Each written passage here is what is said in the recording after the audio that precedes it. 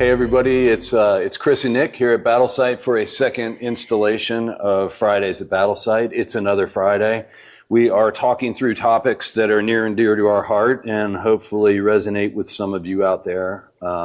Nick, welcome back. Thanks. We're a little bit smaller group this time, but wanted to talk to you about really one of our sort of core topics here at Battlesite, and that is the concept of the isolated person, or IP, as it's more commonly referred to.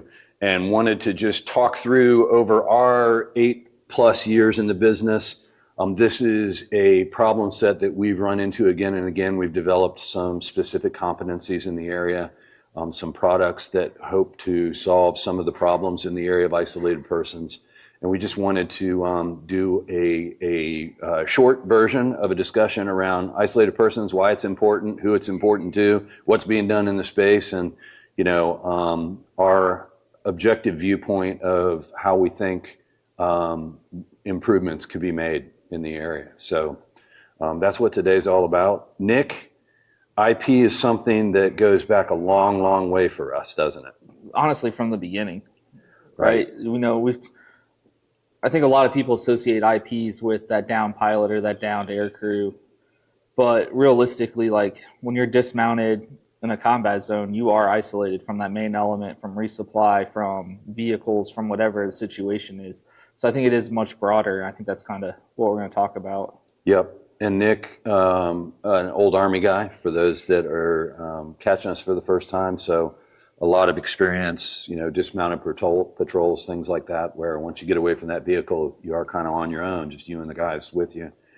So what is, just to sort of level set here, what is an isolated person, so that we're clear about that, from the context, I guess, of, obviously we do a lot of our work with the Air Force. Yeah. And I think a lot of our work with the Air Force, due to the nature of their mission, is that downed pilot or that downed air crew, right. Whether it was mechanical, whether it was a crash, whether it was, enemy fire, whatever the situation is that causes that person to be removed from the aircraft is kind of how I think about it here at Battlesite when we're working directly with the Air Force. And the magnitude of the isolated person is, we see the movies and things like that, but the consequences are pretty dire for them massive. At the point they've separated from, for example, the aircraft. Yeah, I mean, there's all sorts of, once something bad happened, and who knows what types of injuries were caused by whatever caused that aircraft to go down. Then two, exiting an aircraft is always risky under, the best circumstances. But when you're thinking about an injection or a mass exodus or whatever the situation is, there's more than likely going to be, kind of those secondary injuries. Yeah, so we like to think, the movie version of this is that, they're able to maneuver and evade capture and, they bail out of the plane and they're able to run at full speed and things like that. The reality is a lot of these guys are injured even at low speed injections. They're injured from the seat, they're injured from the explosives, they're injured from being shot down to begin with, they're injured from bailing out at 3, 4, 5, 6, we've even heard 700 miles an hour.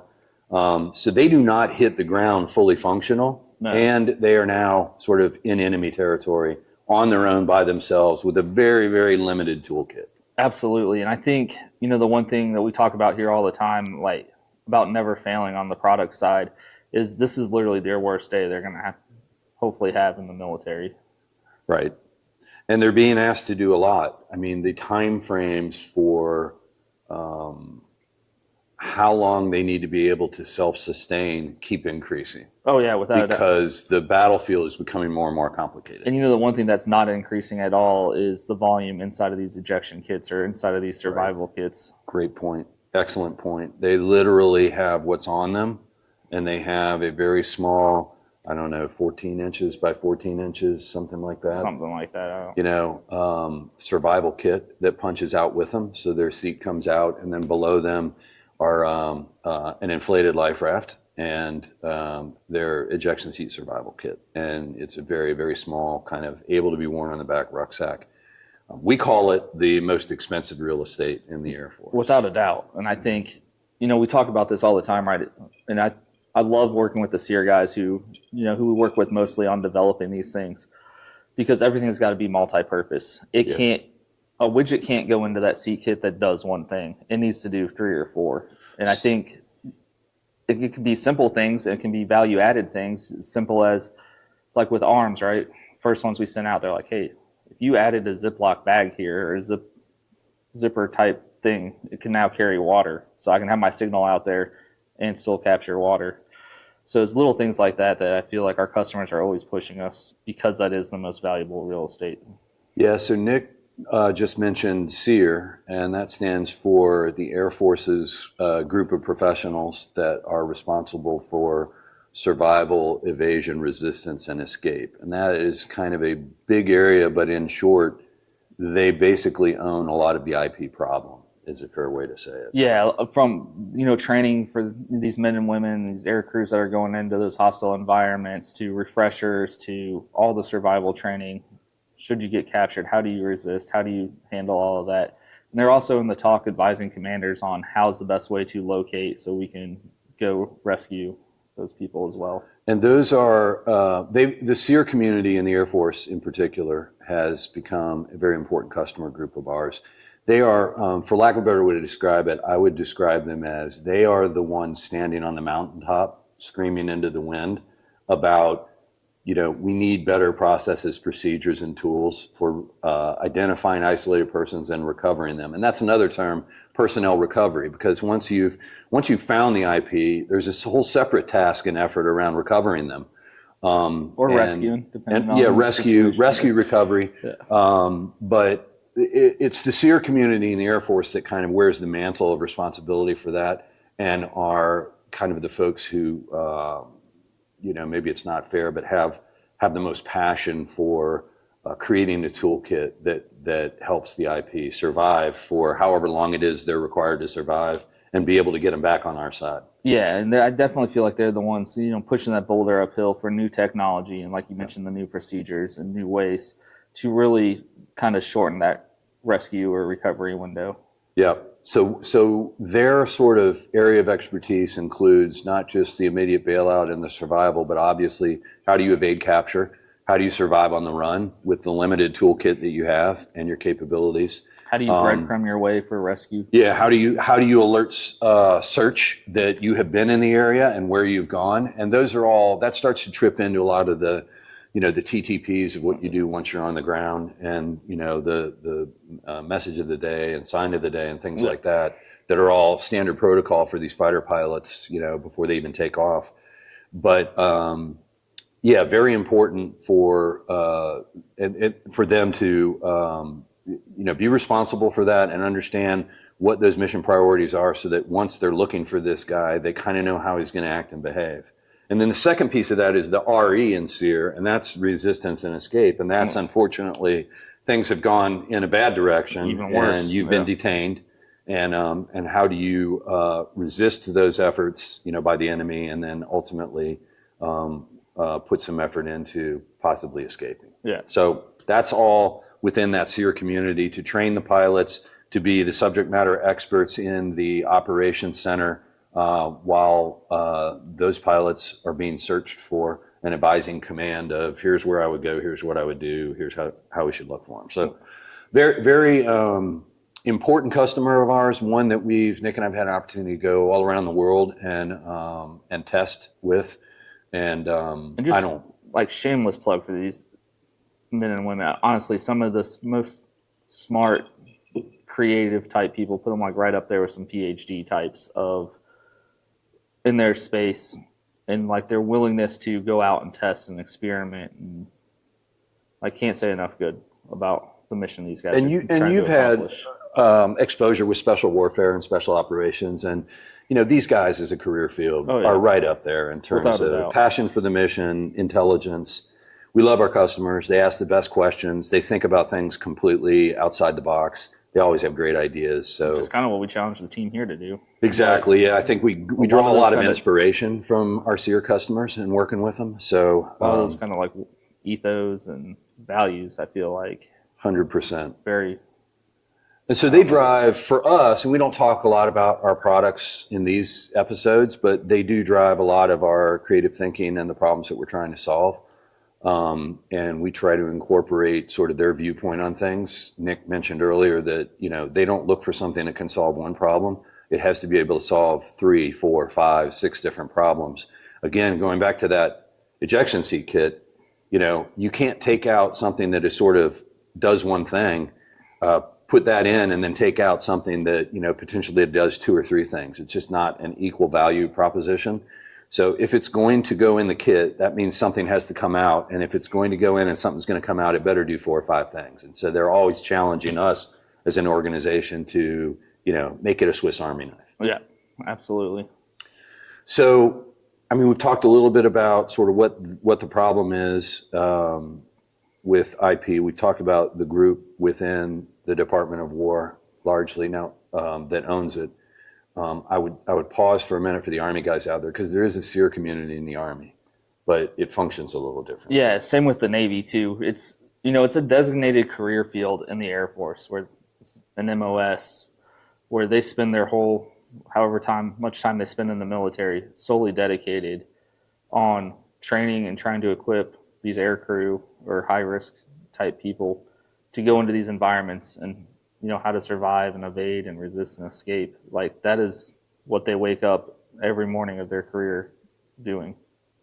Yeah, and it's kind of the concept of IP with respect to SERE is sort of in a transition right now, as we move from sort of an area of conflict that we've been in for the last 20 years that had a very specific dynamic in terms of our control of the airspace and things like that. And now we move away from that conflict and potentially back to some more of our traditional areas of conflict, and contemplating, how long those guys could potentially be on their own.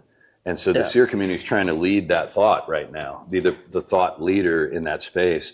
And it's very difficult to sort of make that change overnight. Yeah, and we're also not going down like the geopolitical side of things here with these talks either, but we had a call with a SERE guy not too long ago, and just examining everything that's going on in the world. They have to have plans and be ready to go for about 5 or 6 wildly different type of environments right now. Yep.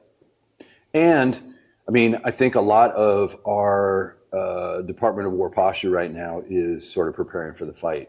Yeah. And so as a concept, I think there's broad acknowledgement that recovering our isolated people is important. But there's a lot of priorities in front of that as we try to revamp our capabilities, right? Yeah. I think that's a great way to put it. So I think that puts folks like the SERE community in the spot of, clamoring for, we want to innovate, we want to improve our technology, we want to reestablish our capabilities around the world.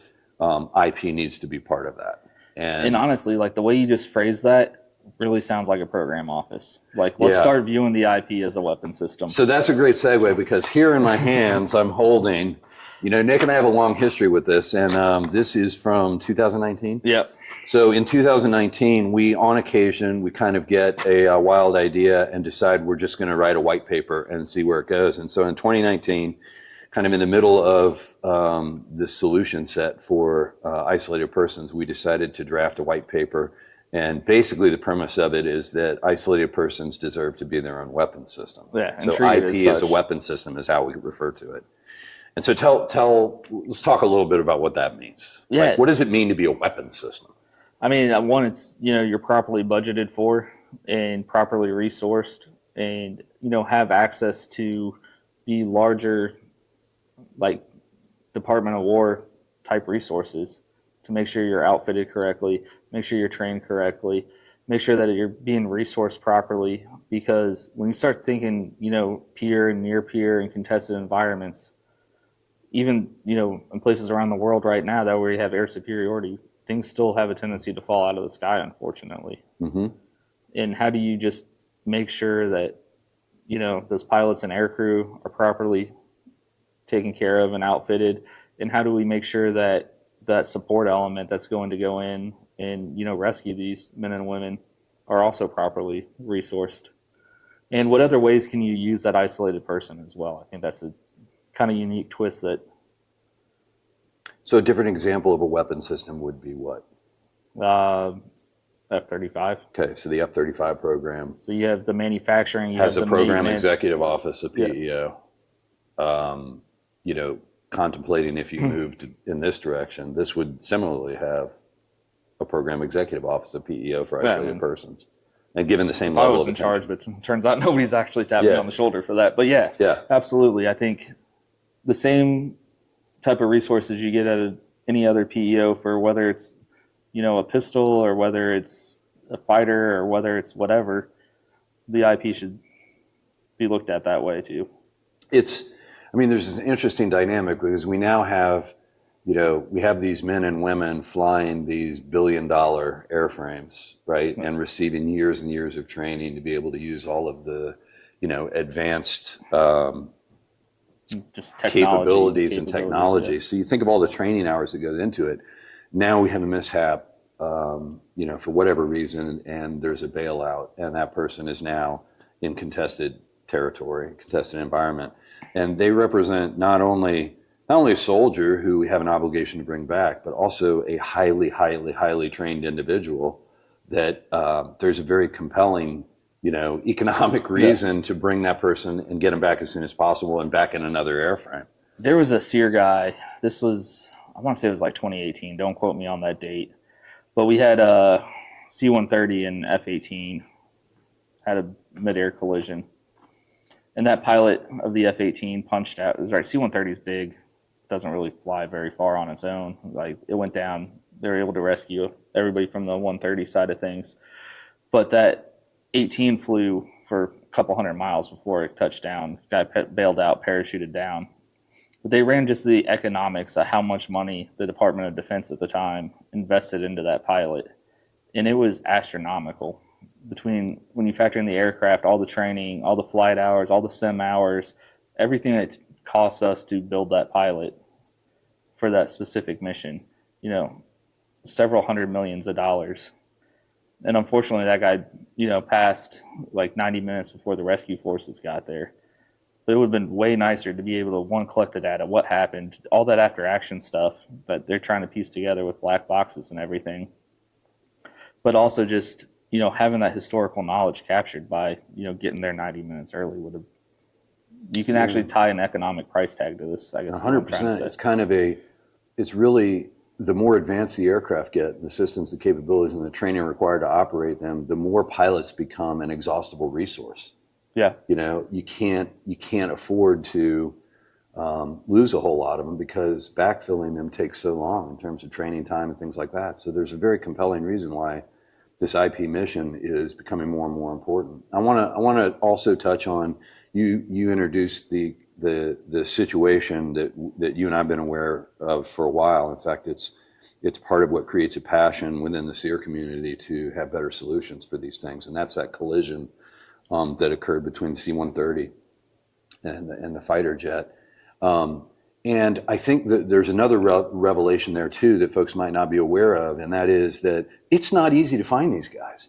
No. I think we feel like we live in a technological age where we have GPS locating and we have radio capabilities and we have satellites and we have, and all of that, of course, comes to bear in finding somebody who's floating in a 6-foot life raft in the middle of the Pacific, for example.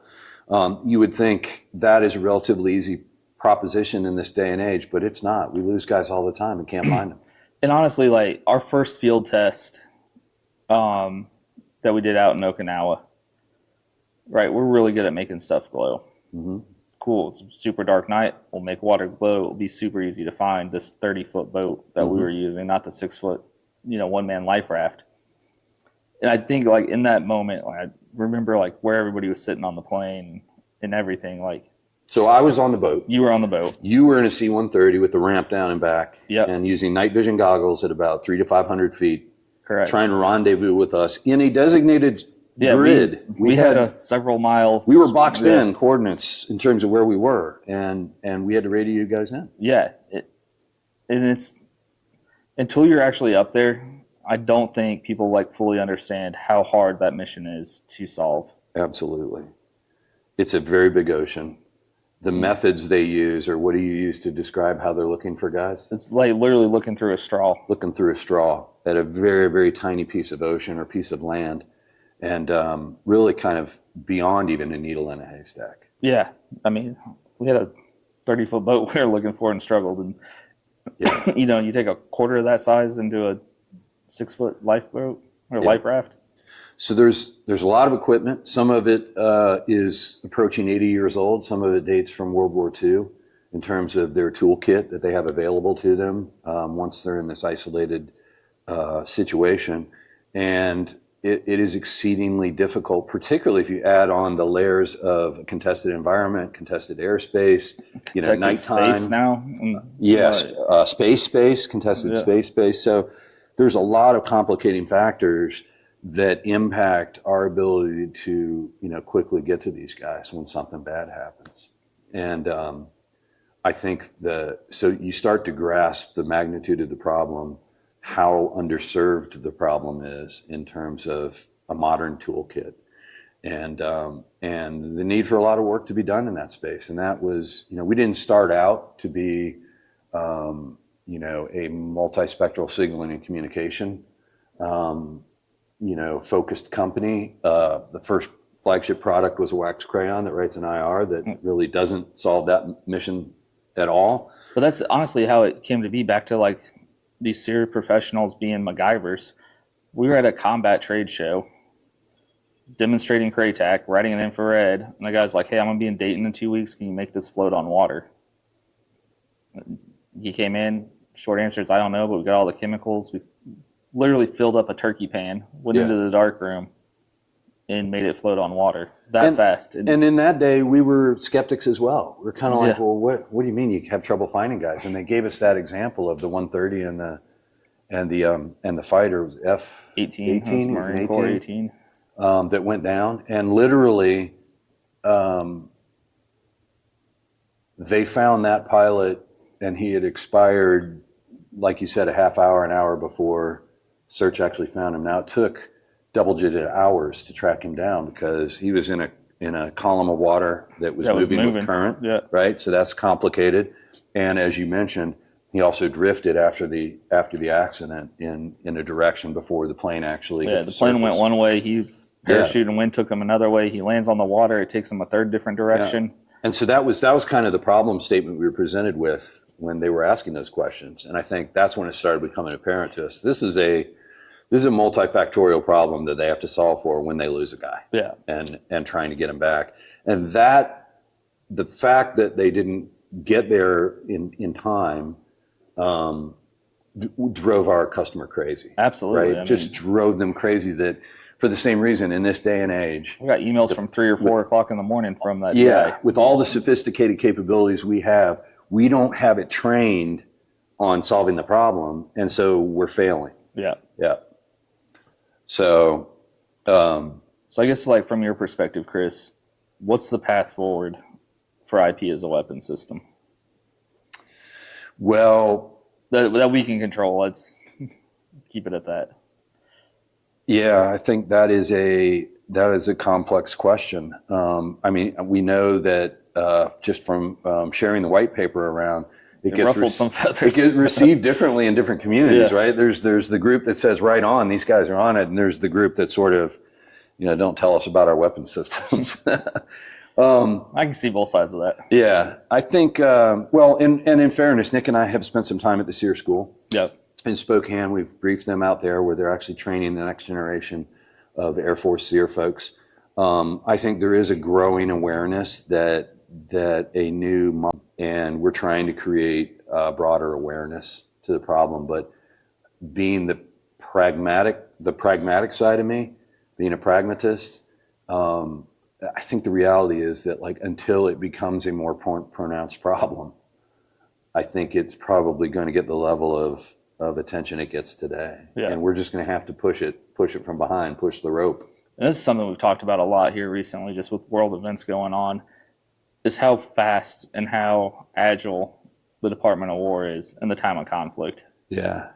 But unfortunately, you do have to kind of have that triggering incident or mishap or whatever you want to call it to kind of get that ball rolling. When there's more isolated persons will become more of a focus. Yeah. And then it'll become a focus quickly. Yeah.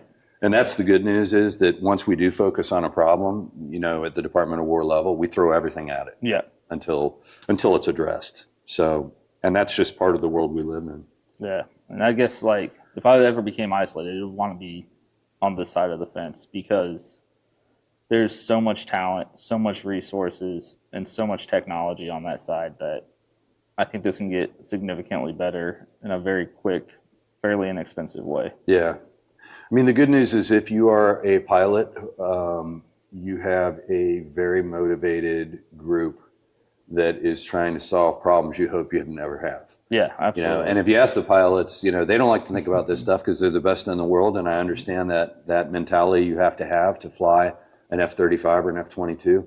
But there is potentially a day where you're having a bad day, and the people who are charged with helping you on that day, the SERE community within the Air Force, they're in excellent hands. Yeah, without a doubt. So hopefully the process moves forward.